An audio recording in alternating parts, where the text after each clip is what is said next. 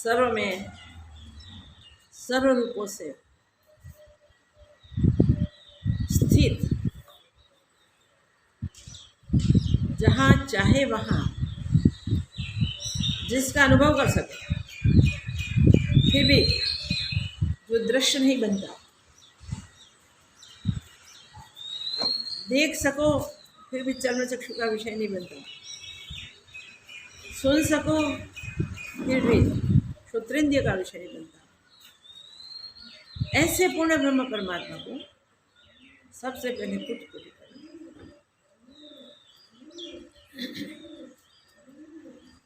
हम 9वें अध्याय तक, चतुर्थ श्लोक तक पहुंचे हैं और इस अध्याय के, इस प्रकरण के बाकी के 4 श्लोक बाकी। यहाँ तक की यात्रा करते करते हम जब यहाँ पहुंचे तब पता चला कि अष्टावक्र मुनि अति प्रसन्न है अपने अंग पर, अपने शिष्य पर। प्रसन्नता के साथ हम जब कह रहे हैं तब ब्रह्मानुभूति की युक्तियां बता रहे हैं। वो युक्तियां में से कोई एक युक्ति आत्मसात हो जाए तो सारी युक्तियां अपनी हो जाए। जैसे योग वासिष्ठ में बताया है, मोक्ष मंदिर में 4 द्वार हैं और 4 द्वार के 4 द्वारपाल। इसमें से हम एक के साथ भी मित्रता कर लें तो बाकी के 3 भी हमारे मित्र हो जाते हैं। वैसी बात यहाँ भी है, एक युक्ति हमारे पास आ जाए तो सारी युक्ति हमारे पास आ जाए। तो पहले इस प्रकरण में त्याग की बात बताई, कर्मण्येव अधिकारस्ते मा फलेषु कदाचन। फल में अपना अधिकार नहीं रखो, फल का त्याग। इतनी सुंदर बात बताई। विवेक जगाने की बात की, तो सत्य असत्य के बीच भी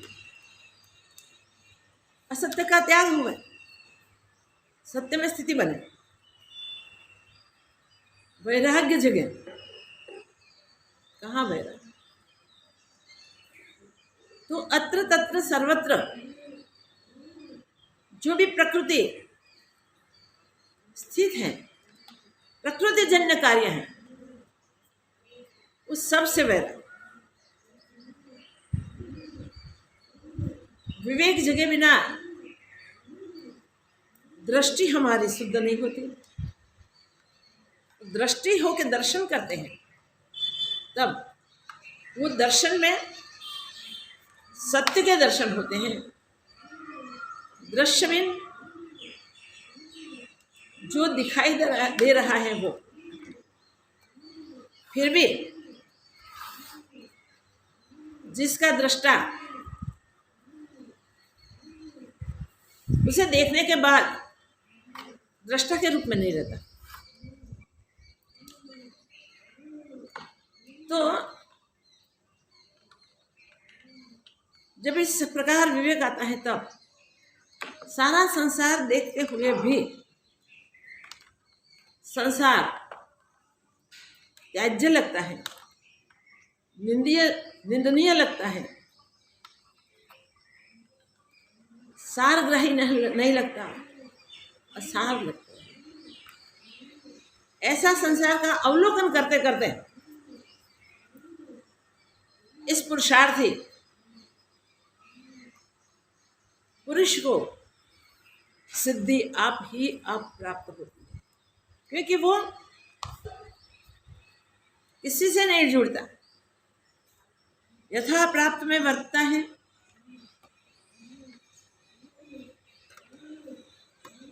और पूर्ण रूप से संतुष्ट है। तो जो यथा प्राप्त में वर्तता है और परिस्थिति की उपेक्षा करता है, द्वंद्व से भरे हुए इस संसार में उस द्वंद्व का वो किसी से एक में से निर्जरता, उसकी उपेक्षा करता है। उसकी उपेक्षा करके वो जो प्रारब्ध वेग से प्राप्त होता है उससे अपना निर्वाह कर लेता है। प्रारब्ध योग से जो प्राप्त करता है वही सिद्धि को प्राप्त करता है। कौन सी सिद्धि की बात की? जो सिद्धि प्राप्त होने के बाद और कोई सिद्धि बाकी ही नहीं रहती, वो एक ही है, मोक्ष प्राप्ति, मोक्षानुभूति, स्वरूप में स्थिति। वो स्वरूप में स्थिति प्राप्त कर लेता है। तो ऐसा पुरुष देखता है कि भिन्न भिन्न प्रकार के महर्षियों के, साधुओं के, योगियों के जो मत हैं, मत में भी भेद है। उस भेद को देख के वो और दृढ़ वैराग्य को प्राप्त करता है। कहीं भी जुड़ने जैसा नहीं है। ऐसा करके ऐसा वैरागी पुरुष अवश्य शांति को प्राप्त करता है, अवश्य मुक्ति को प्राप्त करता है। हमने लास्ट श्लोक में वो देखा था कि वो डेफिनेटली सिद्धि प्राप्त करता है। कब? जब परिस्थिति की उपेक्षा करता है, द्वंद्वों की उपेक्षा करता है और यथा प्राप्त में वर्तता है तब। अब कहते हैं कि भिन्न भिन्न मतवतांधरों, भिन्न भिन्न संप्रदाय, भिन्न भिन्न वितंडावाद, भेदभाव आदि में जो जुड़ता नहीं, आदि को देखने से उसमें सत्य लगता नहीं, वो सत्य दर्शन करने वाला पुरुष अवश्य सत्य को प्राप्त हो। याद रखें, यहाँ महर्षियों का, साधुओं का, योगियों का मत भी एक मत न होवे वो सत्य नहीं हो सकता। वो कहने का है तात्पर्य है, संत भी एक मत नहीं है कोई भी। इसलिए तो कई संप्रदाय प्राप्त हुए, कई विचारक, प्रचारक, प्रसारक जगत में मिलते हैं, मगर जो सत्य का विचार कर रहा है वो इस विचारों से नहीं जुड़ता और अपने आप ही अपने आप में स्थित हो जाता है, परम शांति को प्राप्त होता है। ये 5वें श्लोक तक हम आज 5वां श्लोक लेंगे, चतुर्थ का थोड़ा अभ्यास करके। यहाँ तक बताया है कि शांति को प्राप्त हुआ मनुष्य कभी भी अशांत नहीं हो सकता। शांति को जो प्राप्त होता है, सच्ची शांति, सच्ची शांति को प्राप्त होता है, स्वरूप में स्थित हो जाता है, जहाँ द्वंद्व एक भी नहीं है, वो द्वंद्वातीत स्वरूप को प्राप्त होता है। याद रखें, ये स्थिति कैसी है? प्रकरण के प्रारंभ में ही ये बता दिया है कि जहां अन्य कोई है ही नहीं, जहां स्वरूप में ही दृढ़ता है, जहां जगत बचता नहीं,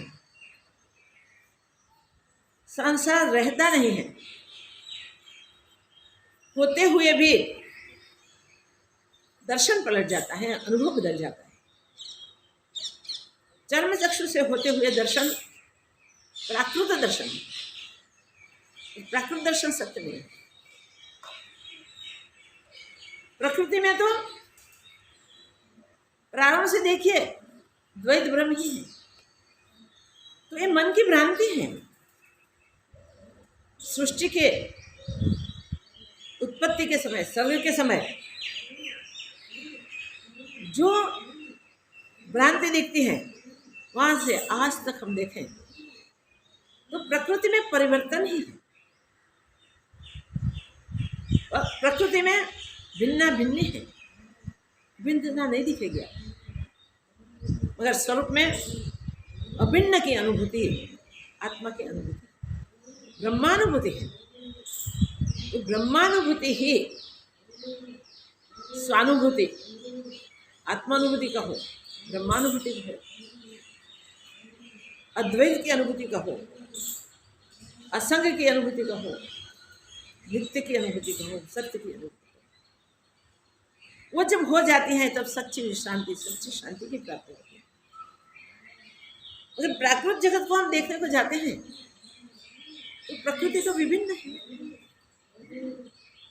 प्रकृति में क्या क्या है देखिए, सबसे पहले उदय अस्त कहीं जगह पे हमें दिखाई देते हैं, उत्पन्न होते दिखाई देते हैं और देखते देखते अस्त होता भी दिखाई देता है। जन्म मृत्यु, जन्म और मरण प्राकृतिक कोई भी पदार्थ का आप देखेंगे तो नहीं है, ऐसा नहीं बनेगा। बिना जन्म होता नहीं,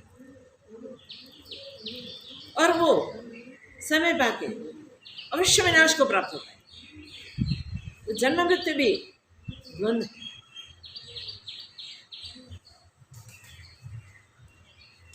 उदय अस्त बदलते रहते हैं, वो भी प्रकृति में है। लाभ हानि द्वंद्व देखिए, दो द्वंद्वों के बीच फंसा हुआ कभी भी दृढ़ता से निश्चय पर नहीं आ सकता। सत्य असत्य ये भी द्वंद्व है। द्विधा में रहेंगे तो सत्य असत्य के बीच प्राकृतिक व्यवहार में ही फंसेंगे। जय पराजय, पराजय हो जाएगा निराशा, जय होगा तो आनंद। तो इस जिसमें आशा और निराशा है, वो द्वंद्व कभी भी हमको नित्य विश्रांति नहीं दे सकते। जहां देखो वहां सब प्रकार के द्वंद्व ही द्वंद्व दिखाई देते हैं। अरे ईश्वर की अनुभूति के लिए भी साकार निराकार देखिए, वहां भी द्वंद्व है। मूर्ति अमूर्ति, व्यवहार में भी मैं तुम, अपना पराया, हर स्थान पे भिन्ना भिन्न द्वैत से भरी हुई परिस्थिति। जहां द्वैत के सिवा कुछ भी नहीं है, वहां अद्वैत की अनुभूति, एक की ही पहचान हो नहीं सकती। इसे द्वंद्वों से भरा हुआ संसार तब छूटता है जब हम यथा प्राप्त में जीना सीखते हैं, यथा लाभ संतुष्ट रहते हैं, अपना पराया का भाव नहीं होता, मोह शोक आशा निराशा हमें सताती नहीं। ये जगत कुछ भी देखो, कहीं भी देखो, द्वंद्वों के अनुभव ही पाएंगे। जब तक स्वरूप में स्थिति नहीं होगी तब तक ये गलतियां होती रहेंगी। स्वरूप में स्थिति होते ही बोलने वाला कोई नहीं रहता। मैं अद्वैत आत्मा हूं ऐसा भी कहा नहीं जाता। मैं जो हूं वही हूं, अपने आप में पूर्ण विश्रांति। तो यहाँ अष्टावक्र जी महाराज ये लास्ट अनुभूति के लिए अपने शिष्य को बोध करके लगता है कि अपने फर्ज को पूर्ण कर रहे हैं। धर्म अधर्म के बीच आज जो वितंडावाद चल रहा है, संप्रदायों में जो भेद चल रहे हैं, मतों में, अरे मत मतांतरों में भी क्या चल रहा है? इसमें प्राकृतिक जगत ही सत्य दिखता है, इसमें झूठा ही सत्य भाषित होता है। और इसलिए मनुष्य की मान्यताएं भिन्न भिन्न होती है। वहाँ तक तो ठीक है, माने, मैं ये मानता हूँ, मेरा ये इष्ट है, मेरा ये धर्म है, मेरे गुरु है, ये वहाँ तक तो समझो ठीक, उनकी चॉइस के अनुसार, उसकी समझ के अनुसार, उसकी मान्यता के अनुसार। मगर जब वो आता है मैं ही सत्य, झूठे को सत्य कैसे साबित करेंगे भाई? कैसे हो सकेगा? पॉसिबल ही नहीं। झूठा झूठा ही होता है, सत्य सत्य ही होता है। सत्य को झूठा नहीं कहा जाता, नहीं कर सकते। असत्य को हम सत्य नहीं कर सकते। तो सत्य असत्य बीच जो द्वंद्व बनता है, वो द्वंद्व को जाने बिना हम झगड़े करते हैं। सांप्रदायिक झगड़े अब तक कितने चलते हैं। धर्म क्या अधर्म क्या, उसकी कितनी व्याख्याएं बनती हैं। सब अपने अपने मनोभ्रमण से ये बातें करते हैं। चित्त की भ्रमणा के सिवा एहो कुछ है ही नहीं। इस द्वैत में इस चित्त की भ्रमणा, अद्वैत में इस चित्त की विश्रांति, चित्त की शांति हमेशा हमेशा है। यहाँ बहुत सुंदर बात बताई है। को असी काल वय किम, यहाँ काल कौन सा है, वय क्या है, कौन काल है, क्या वय है, क्या समय है, क्या स्थिति है, क्या स्थान है? तो काल तो है ही नहीं ज्ञान में, जिसमें काल की जगह ही नहीं। परिवर्तित होते समय को हम कैसे सत्य कहेंगे? काल हमेशा बदलता जाता है। देखिए, हमारा शरीर पैदा हुआ तब कैसा था, कितना बदलता रहा है, आज भी बदल रहा है, और एक दिन वो नहीं रहेगा। ज्ञान में स्वरूप में स्थिति बन जाए तब वहां काल भी नहीं रहता।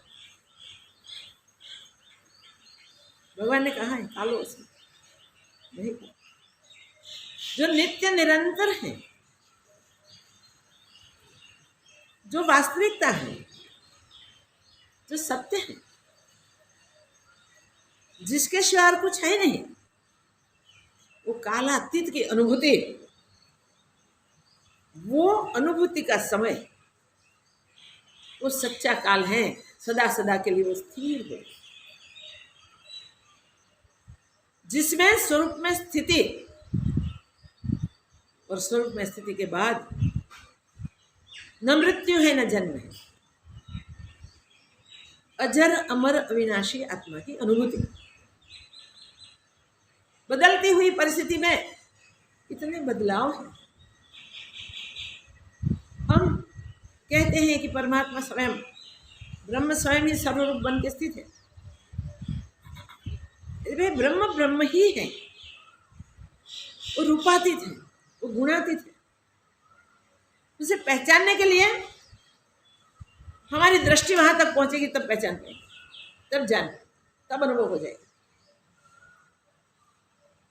यहाँ स्पष्ट करके बताया है कि जिसका भी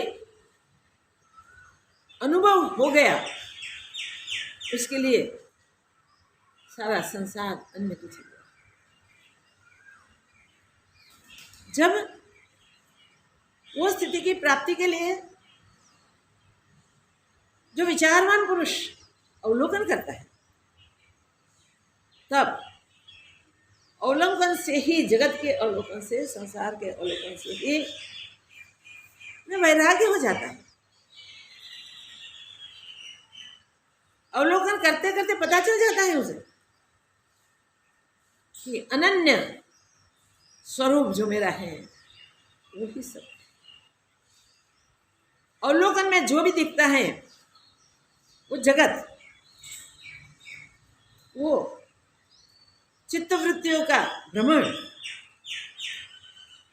दृश्यों को दिखाते हैं। वो दृश्य देखने वाला और उसमें जुड़ने वाला मन बुद्धि चित्त अहंकार आदि वास्तव में टिकता नहीं, रहता नहीं, और शरीर जिसके आधार से कार्य वो भी रहने वाला नहीं, वो भी टिकने वाला नहीं, और नित्य परिवर्तनशील है। देखिए युवावस्था, बाल्यावस्था से शुरुआत हुई, सृष्टि में प्रथम श्वास हमने लिया, तब से अब तक की हमारी यात्रा हमको पसंद है, पता है कैसा शरीर था तब, युवावस्था आई तब कैसा था, क्या क्या किया युवावस्था में। चलो बाल्यावस्था मुर्दा में थी, किशोरावस्था में कोई ना कोई गलतियां से भरी हुई थी, युवावस्था में विषयों के पीछे अंध थे, फिर जिम्मेदारियों को बीच अपना पराया करते करते करते कहीं द्वंद्व में फंसे, कहीं कर्मों के बंधन किए, और वृद्धावस्था में शरीर क्षीण हुआ। कैसा प्राकृतिक परिवर्तन अपने आप के शरीर में देखो, अपने विचारों में देखो, देखते जाओ देखते जाओ देखते जाओ। जब कोई काकताली न्यायवत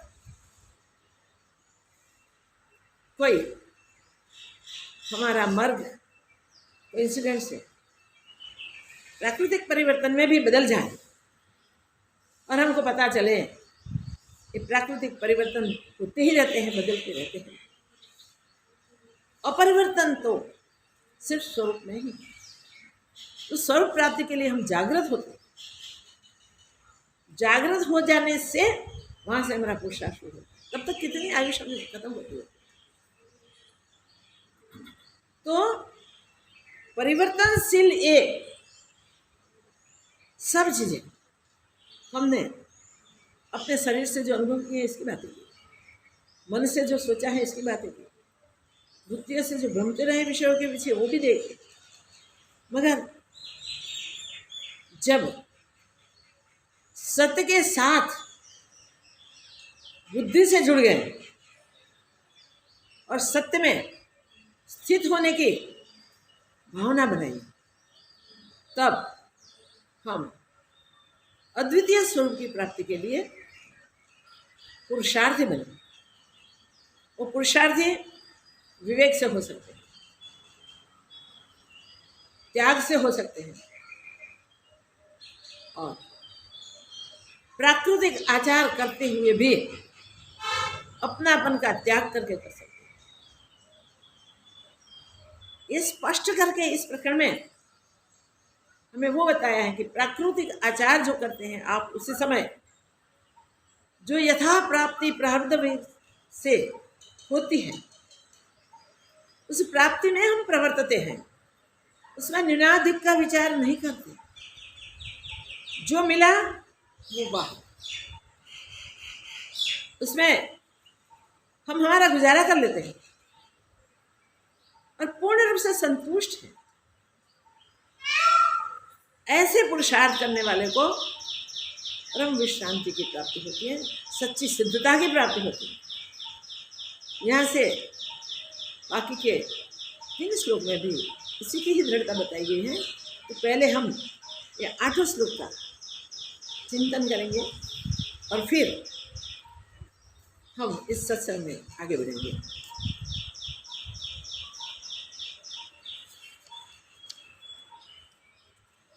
कृताकृते च द्वन्द्वानि कदा शान्तानि कस्य वा एवं ज्ञात्वेह निर्वेदात्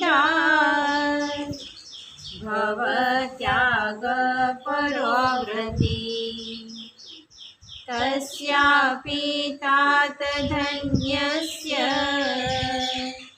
लोके लोकचेष्टावलोकना जीवितेच्छा बुभुक्षा च बुभुत्सोपशमं गता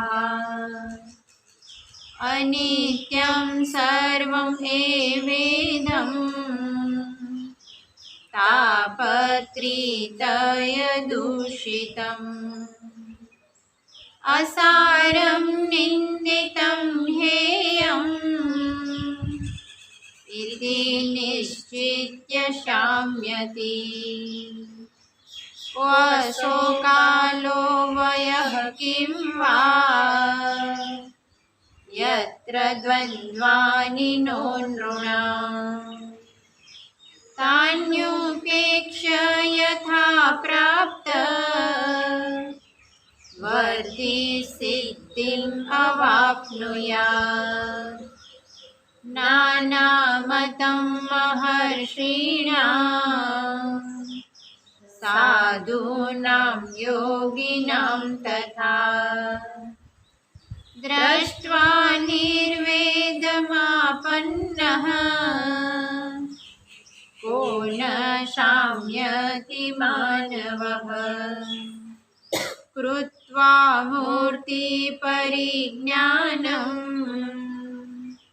चैतन्यस्य न किं गुरुः निर्वेदसमतायुक्त्या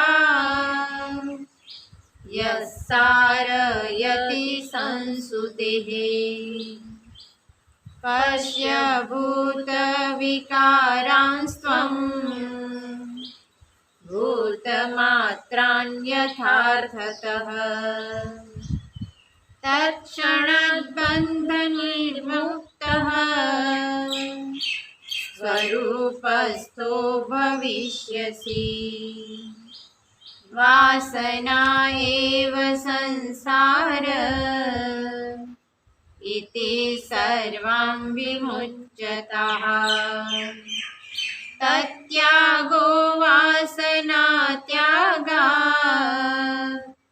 स्थितिरद्य यथा तथा स्थितिरद्य यथा तथा को असि काल वयम किम। ये काल और वय कौन सी है, ये हमें समझना चाहिए। तृतीय श्लोक है, को असि काल वयम किम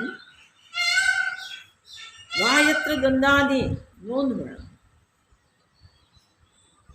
सारे द्वंद्व जिसके मिट गए हैं उसके काल अकाल वय कुछ भी नहीं।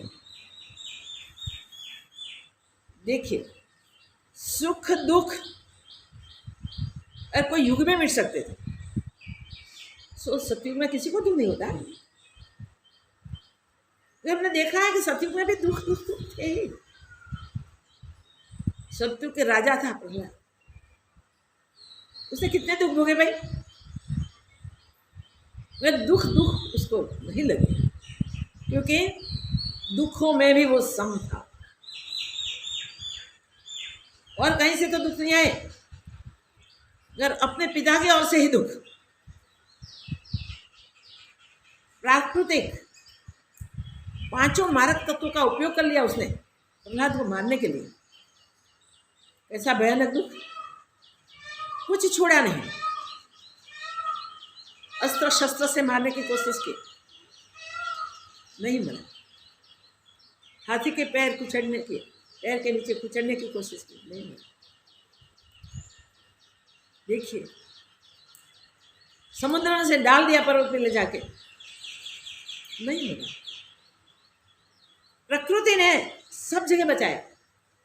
समुद्र में से समुद्र के तरंग उसको गोद में लेके आ गए किनारे। देखिए, ये परिस्थिति क्या बताती है। अग्नि जला ना सके, मगर जलाने वालों को प्रकृति सहन नहीं कर सकती। देखिए, वो फेरफार, वो चेंजेस प्रकृति में हो सकता है, मगर जो सत्य में स्थित है, जो सर्वत्र एक परमात्मा को ही देखता है, जले विष्णु स्थले विष्णु, उनको और कुछ दिखता ही नहीं था। न कोई शत्रु था, न कोई मित्र था, न कोई अपना था, न कोई पराया था, कोई पदार्थ भिन्न नहीं थे। शत्रु में भी भगवत भाव करना, ब्रह्म भाव करना प्रसाद कर सकते। ऐसे धन्य पुरुष, ऐसे वीर पुरुष, ऐसे विरल मिलते हैं। उस सतयुग में प्रहलाद का दृष्टांत ले में कई दृष्टांत हैं। राजा हरिश्चंद्र की स्थिति देखें तो युग सतयुग था, जहां दुख होने नहीं चाहिए, तो भी दुख हुए देखे हैं हमने, सुने हैं हमने, इतिहास के पन्नों पे कंडारे हुए हैं। कहीं द्वंद्व जब से सृष्टि की उत्पत्ति हुई तब से हुए। एक ब्रह्म में से सृष्टि की उत्पत्ति दो हो गए, अनेक हो गए। उसमें जीवों की अपनी अपनी अनुभूति हमेशा द्वंद्वों में ही रही। त्रेता में देखिए बहुत सारे अनुभव हैं। दिखता है कि वहां भी द्वंद्व थे कि नहीं थे। राम राज्य सुवर्ण युग कहलाए। राम राज्य में भी मोह राग था। दशरथ को भी दुख प्राप्त हुआ है, खुद परमात्मा का। इस सृष्टि पे ईश्वर को सगुण रूप में ले आने वाले पिता, उनको भी श्रवण के माता पिता का शाप दिया। उन्हें शाप दे दिया माता पिता ने आक्रंद करके। वो दुखी हुए थे। पहले पुत्र था तब सुखी थे, पुत्र का मृत्यु सुन के दुखी हुए और दशरथ राजा को शाप दे दिया। जैसे हम पुत्र वियोग में मरते हैं, ऐसे आप भी पुत्र वियोग में मरोगे। तो दशरथ राजा का दुख नहीं था? दुख था। कोई दूर कर सका? जिसका पुत्र स्वयं ब्रह्म द्वैत में आ गया, निर्गुण से निराकार से साकार में, वो गुणातीत रहे व्यवहार में, तो भी यहाँ देखिए हमें दिखाई दे रहा है कि द्वंद्व वहां से हमें दिखाई देते हैं और दुख और सुख वहां भी है। राम राज्य की जाहिरात सारी प्रजा को सुख देगी। दूसरे ही दिन राम के शिवा सबको चलित कर। दूसरी जाहिरात हुई राम का वनवास 14 वर्ष का, 4-6 महीने, 4-6 वर्ष। कैसा दुख और अगले दिन कैसा सुख। इस संसार दुख और सुख से भरा हुआ है। ऐसे मोह लोभ वाले माता कैकेयी का चरित्र वहां पर, मंत्रा वहां पैदा हुई। राक्षस उस युग में भी थे और ऐसे थे साक्षात ब्रह्म को इस राक्षसों को शांत करने के लिए आना। द्वंद्व द्वंद्व द्वंद्व वहां से देखो काल पूरा।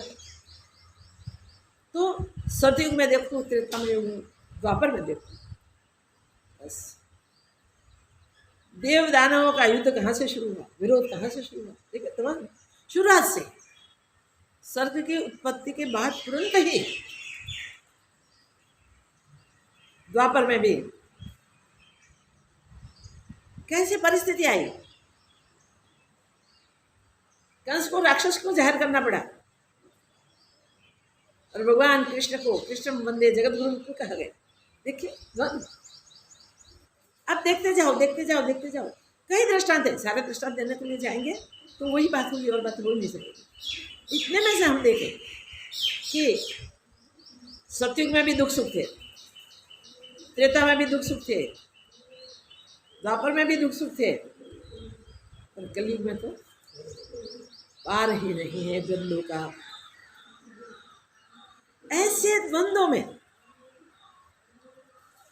जो अचल रह सकता है, जो चलित नहीं होता है, निरपेक्ष रहता है, कोई अपेक्षा नहीं होती, वो अचल ब्रह्म स्वरूप में स्थित होने के बाद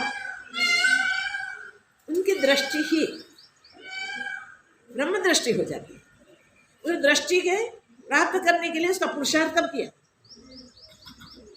जब से अपनी बुद्धि को कसी, जब से मिथ्या संसार को देखा, संसार का अवलोकन करते करते करते जब हुआ कि ये त्याज्य और उसके प्रति वैराग्य किया, छोड़ दिया संसार। छोड़ने के लिए संसार के दूर जाने की जरूरत नहीं, क्योंकि जहाँ मनुष्य का जीव का प्रारब्ध है वहाँ ही उसे रहना है। जितना प्रारब्ध है उतना रहना है। प्रारब्ध में जो जो भुगतना है वो सब भुगतना है, और प्रारब्ध क्षीण होते क्या स्थिति बनती है वहाँ भी सोचना पड़ेगा। अगर प्रारब्ध भुगतने के समय हम जो कर्म करते हैं साथ साथ कर्मों का क्षय होना चाहिए, उसकी जगह अगर दूसरे कर्मों की उत्पत्ति होती है तो जन्मों की श्रृंखला नहीं मिटेगी भाई, जन्म मरण से हम नहीं छूट पाएंगे। तो प्रारब्ध भुगतते समय जो कर्म हम करें उसमें हमारा कर्तापन छूट जाना चाहिए। जो भी प्रारब्ध में आए वो हमारे अपने कर्मों का परिणाम है, अपने किए हुए के फल हैं। तो उसे भुगतते समय भी जैसे करते समय आनंद से किए थे वैसे आनंद से पूर्ण करने चाहिए।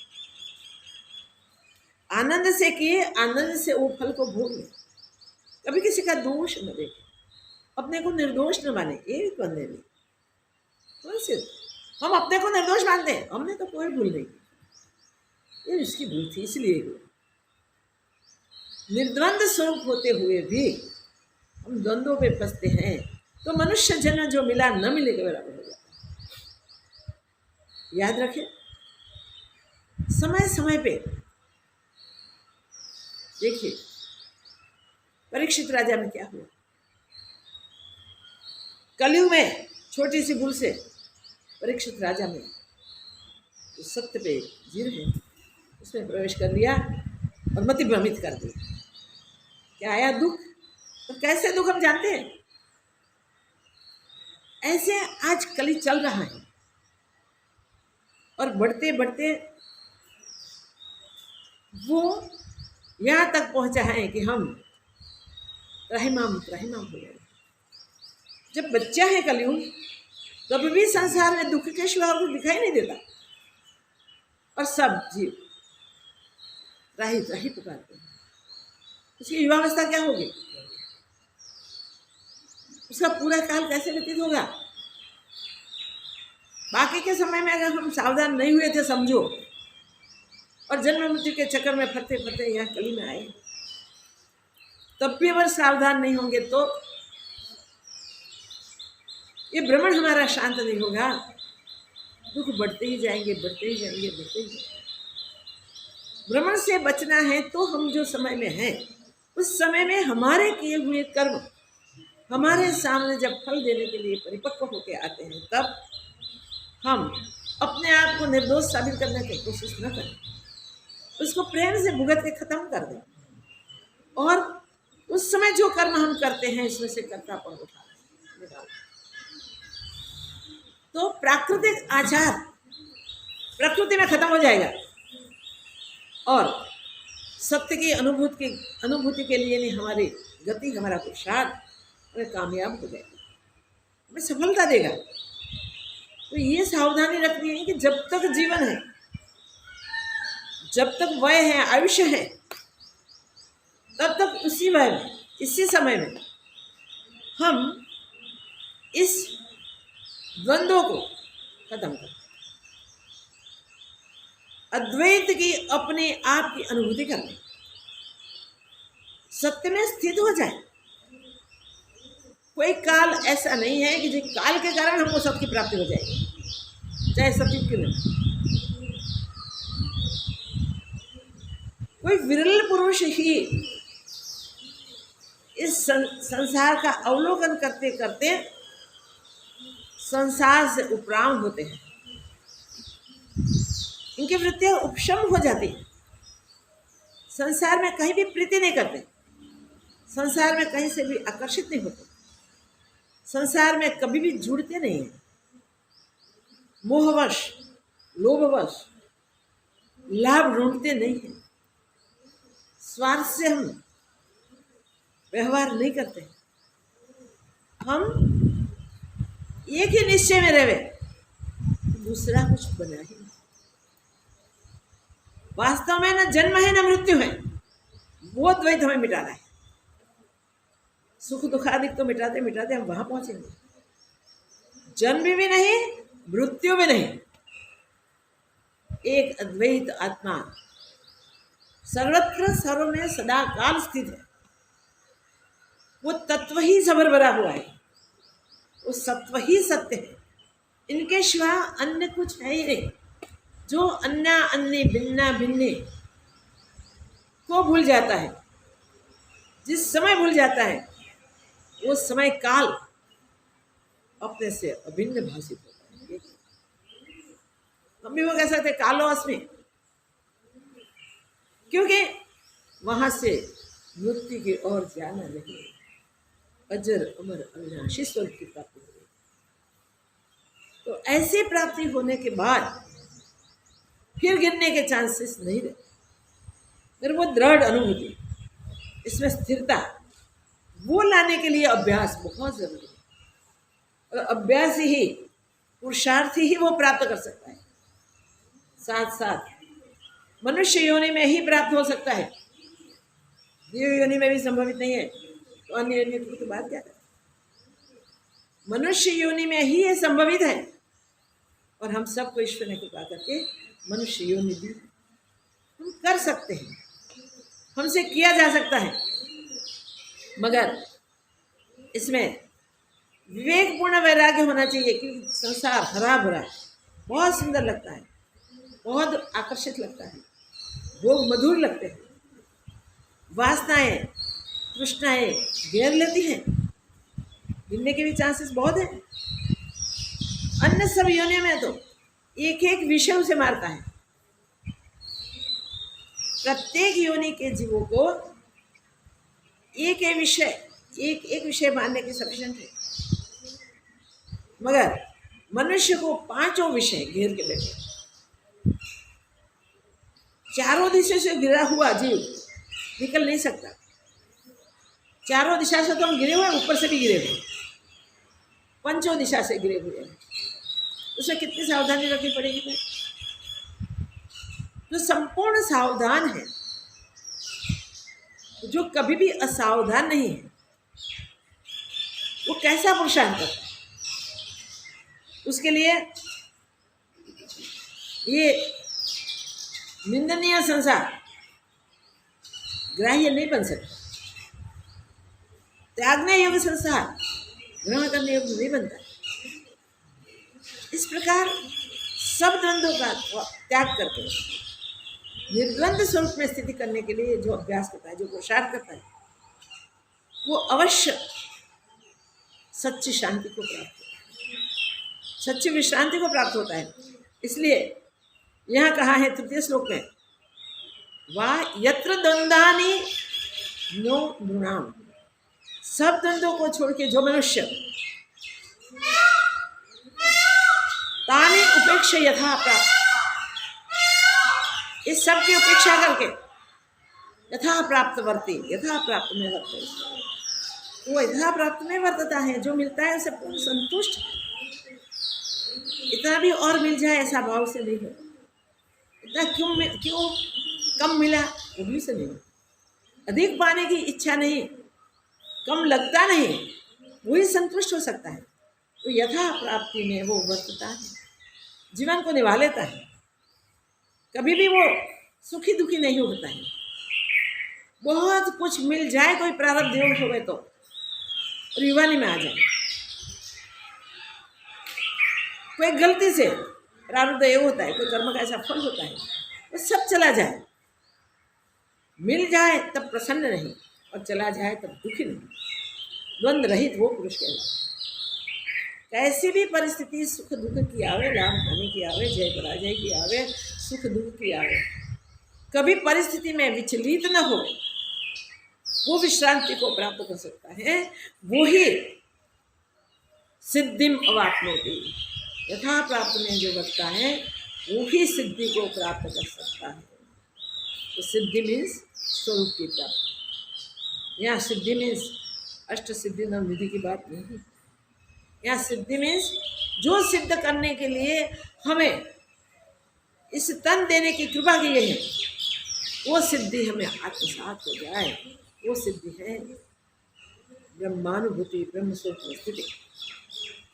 तो वो बात में हम स्थित हो जाए, उसको पकड़ के हम दृढ़ पुरुषार्थ करें।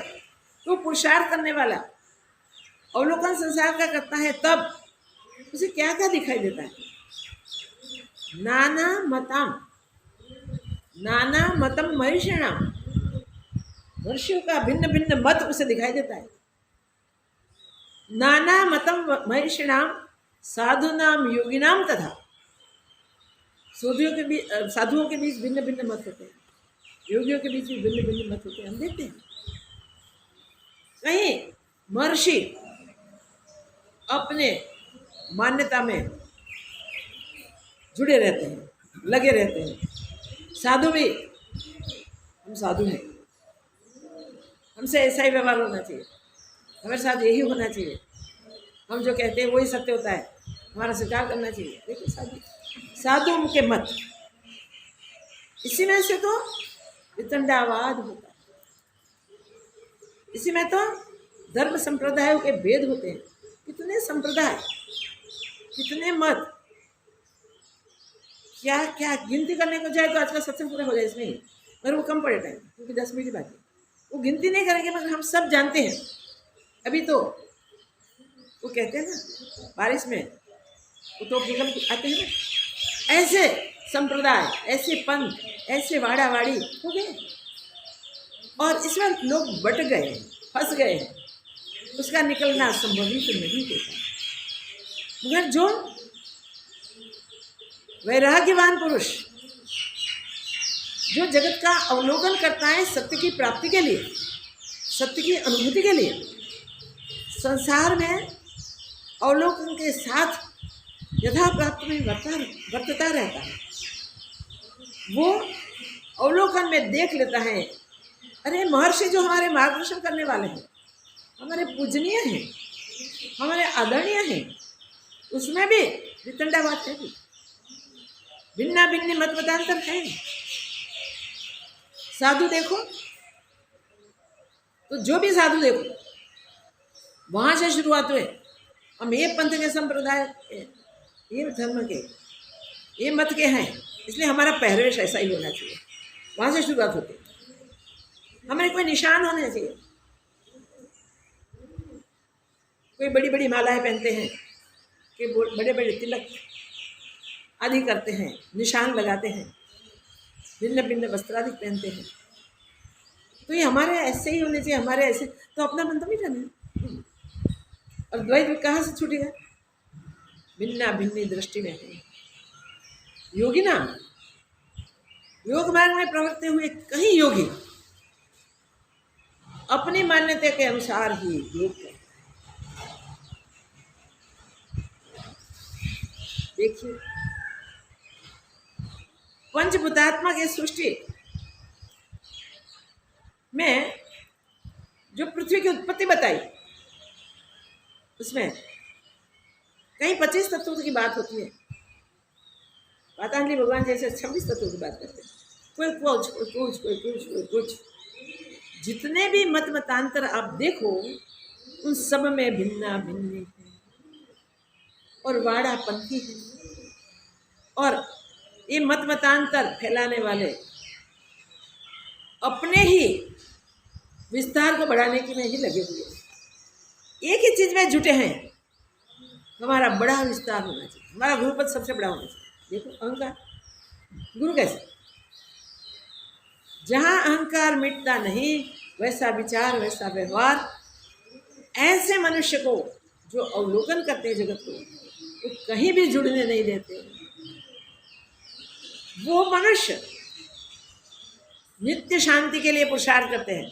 तो विविध मत मतांतरों में देख के संसार का अवलोकन करते करते दृष्टा निर्वेदम तथा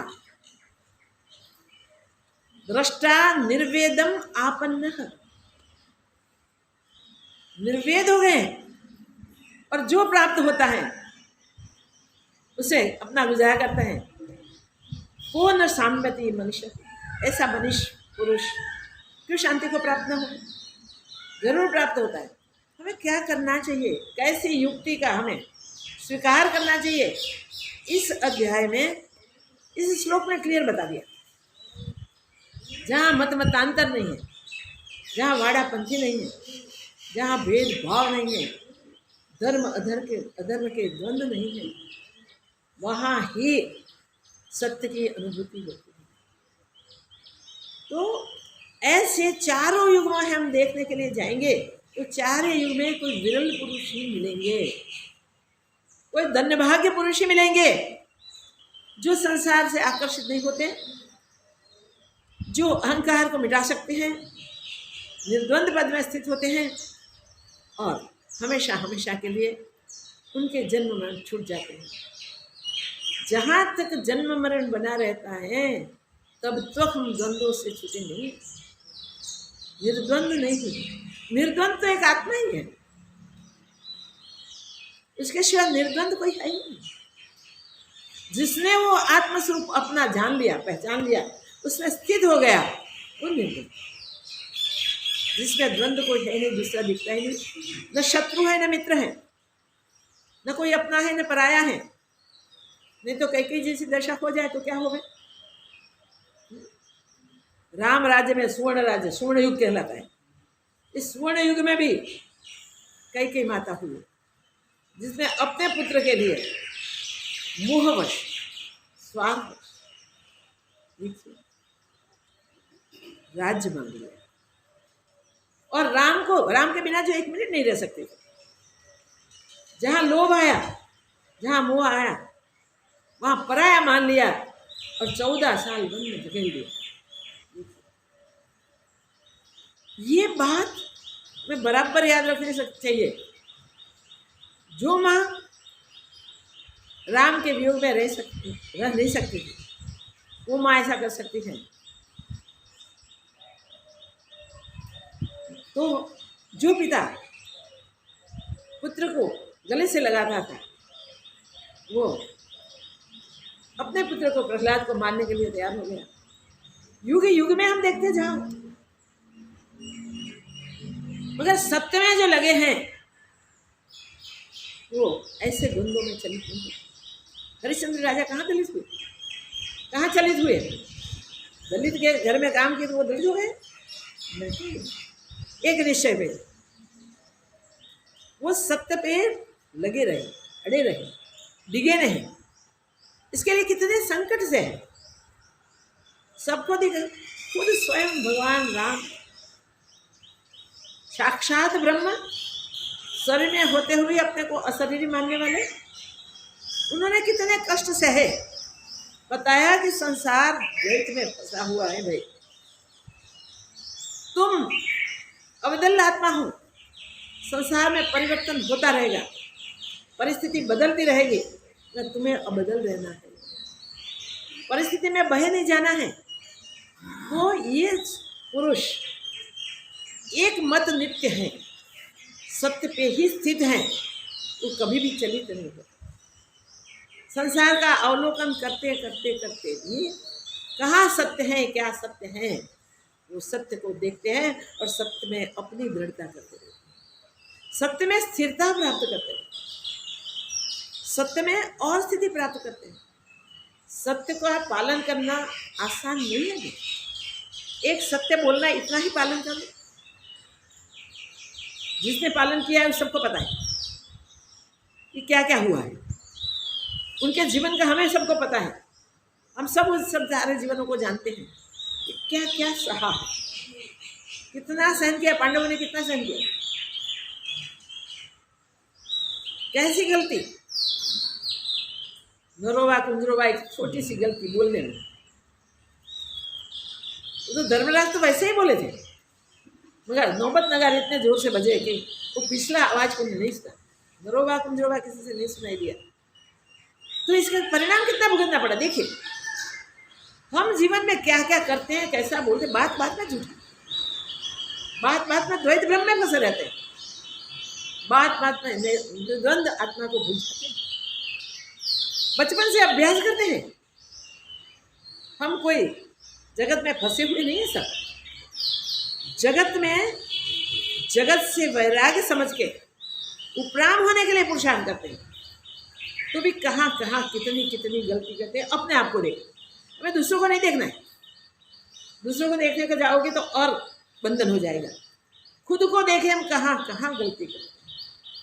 अद्वैत आत्मा होने के बाद भी द्वैत ब्रह्म में हम कितने गिरे हुए हैं। जब वो सब देखते जाएंगे तब पता चलेगा।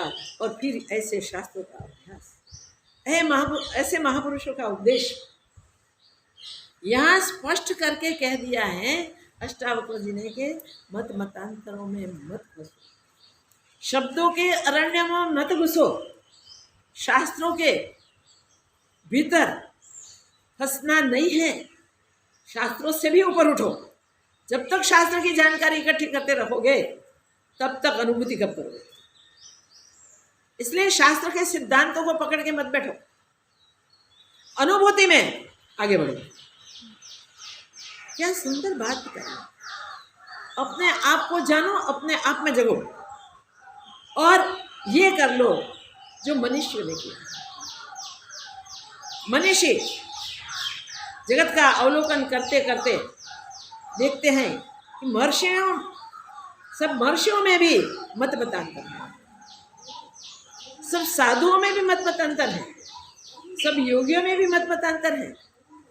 योगियों में कोई कोई प्रकार की क्रिया बताते, कोई कोई प्रकार की, कोई कोई प्रकार की, सबको घुमाते रहते हैं। सब ये क्रिया करो तुम्हें प्राप्ति हो जाएगी, ये करो प्राप्ति हो जाएगी, ये करो प्राप्ति हो जाएगी। अरे भाई कुछ करने की जरूरत नहीं, न करना वही कर्तव्य। स्वरूप में हर हाल में स्थित रहे, हर हमेशा स्थित रहे। साथ में प्रारंभ भाव से जो करने के लिए आ जाए वो सहज कर लो। मन बुद्धि चित्त अहंकार इंद्रियां सबको लगाओ, कोई बात नहीं, मगर अपने आप को भूले बिना, आपको छोड़े, अपने आप को छोड़े बिना। और हम जो हैं वो नित्य हैं, शाश्वत है।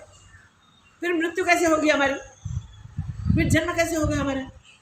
जहाँ जन्म भी नहीं और जहाँ मृत्यु भी नहीं, वो हमारी स्थिति है। वो कौन काल में, काल ही नहीं। क्या वय में होगा, वय ही नहीं। काल भी नहीं, वय भी नहीं। ये कितनी सुंदर बात बताई। इस समय पे साक्षात्कार होगा। कई कहते हैं कि इस टाइम पे मुझे, इस दिन पे साक्षात्कार हुआ, अच्छी बात है, मगर वहाँ स्थिर नहीं हो सकते। अभ्यास करते करते एक बार हो जाए सर्वधर्म, ऐसे करते करते और वृत्तियाँ ठीक शांत हो गई और एक वृत्ति आ जाए, खड़े हो जाते हैं, हमें अनुभव हो गया। क्या अनुभव, यहाँ से विचलित हो जाओगे क्या, इसकी दृढ़ता का, इसमें स्थिरता पाओ। बाकी तो अभ्यास किए बिना ये स्वरूप में टिकना संभवित नहीं है। क्योंकि प्राकृतिक बदलाहट कैसा है, देखिए जितने भी मनुष्य हैं संसार में, इन किसी का चेहरा मिलता है, इस किसी का फेस एक दिखाई देता है, को बच्चे का हास्य एक सबका है, तो मनुष्य का हंसना रोना एक है। नहीं देखते नहीं। और अपने बाल के वलांग, बाल के जुल्फे सबके एक सही हैं नहीं है। दांत किसी के समान है, आंखें किसी की समान है, कर्ण समान है, घ्राणेन्द्रिय समान है। देखिए एक एक अंग को देखिए, रुए रुए में अनुभूति भिन्न भिन्न है, मगर वो द्वैत की अनुभूति है। ऐसी अनुभूति अद्वैत की हो जाए, सर्व एक, दूसरा बना ही नहीं, तो दृश्य दृश्य में हम फंसेंगे। परम शांति को प्राप्त कर लेंगे, मनुष्य जन्म की सफलता हो जाएगी। ये करने के लिए हम आए हैं। तो यहाँ इस श्लोक में, 5वें श्लोक में बहुत स्पष्ट करके अष्टावक्र जी महाराज ने कहा है कि ये महर्षियों के मतभेद जो हैं उसमें घुसो नहीं,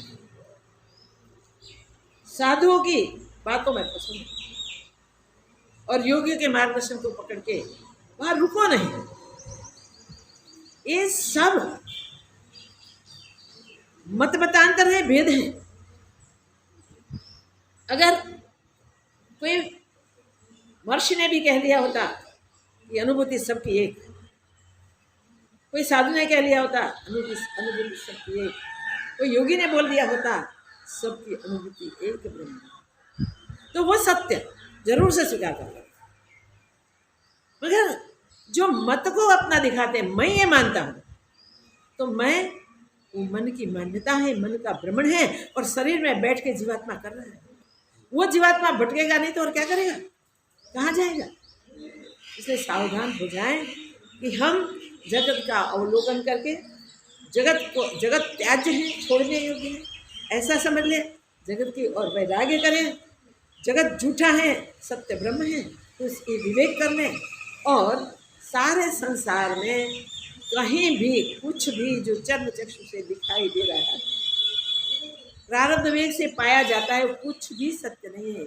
सत्य एक ही अपना आप, उसी में स्थित हो जाए, वही करें। तो अब लगता है कि अष्टावक्र जी महाराज अपने शिष्य को गुरुपद में बैठाना चाहते हैं। मेरी जो अनुभूति है वो तेरी भी अनुभूति है, जो तुमने आगे बताई। हर प्रकार से तुम्हारे एग्जाम लेके मैंने वो साबित कर दिया, वो कहेंगे आगे।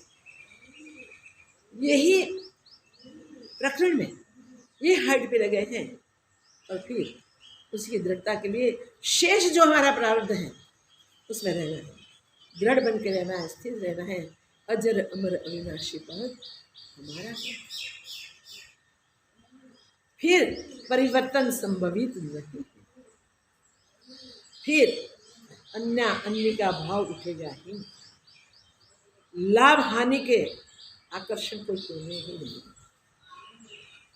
जय पराजय किसके बीच करोगे, दूसरा कुछ नहीं। द्वंद्व सारे मिट गए, वहां ही अपने आप की अनुभूति, वो अनन्यता प्राप्त करने के लिए ही पुरुषार्थ कर ले रहे हैं, और उसमें हमेशा हमेशा के लिए स्थित हो जाए। तो क्यों मनुष्य को वो शांति, वो शांति न मिले जो इस प्रकार जीता है सावधानी पूर्वक। जो भी सुनने को मिलता है उसमें निर्विवाद सत्य है, जो जानने को मिलता है वो निर्विवाद सत्य है, जो देखने को मिलता है वो ब्रह्म दृष्टि का विषय है। इर्द गिर्द ऊपर नीचे कहीं भी ब्रह्म के शिवार कुछ दिखाई न दे, और कुछ विचार भी न उठे, तब अनुभूति की शुरुआत होती है। और अनुभूति की दृढ़ता के लिए हमें और दृढ़ अभ्यास करना है, यहाँ से छोड़ नहीं देना है, सावधान रहना है। ये स्थिति सर्वोत्तम उत्तम है। ये स्थिति प्राप्त करने के लिए सब साधक पुरुषार्थ करते हैं, और जो कटिबद्ध है वो कुछ भी सहना पड़े सह लेते हैं, इससे डिगते नहीं हैं। तो चले एक बात कर, छोटा बच्चा था, वो भय से भयभीत नहीं हुआ, मृत्यु से डरा नहीं, हटा नहीं, तो क्या मिला। निर्गुण ब्रह्म को ब्रह्म हो के आना पड़ा। उसके माता पिता भी ऐसे अड़ग थे, तो उसको भी प्राप्ति हुई। मतांतरों में हमें नहीं फंसना है, वो बात याद है। मतांतरों में हमारा चित्त भी भ्रमित हो जाता है, एक सत्य जो है वो जैसा सत्य है वैसा वैसा स्वीकार करके वो अपना आप ही है, ऐसा दृढ़ निश्चय करें। हमेशा हम इसमें स्थित हो जाए। हम सबका यही पुरुषार्थ जल्दी से जल्दी सिद्ध हो जाए। यही किसको प्रार्थना करें? प्रार्थना कहेंगे ब्रह्म स्वरूप को, अपने आप को ही। जय को, मंगल को, सदा सर्वदा कल्याण। ॐ पूर्णमदः पूर्णमिदं पूर्णात् पूर्णमुदच्यते पूर्णस्य पूर्णमादाय पूर्णमेवावशिष्यते। ॐ शान्ति शान्ति शान्ति। श्री सद्गुरुदेव की जय।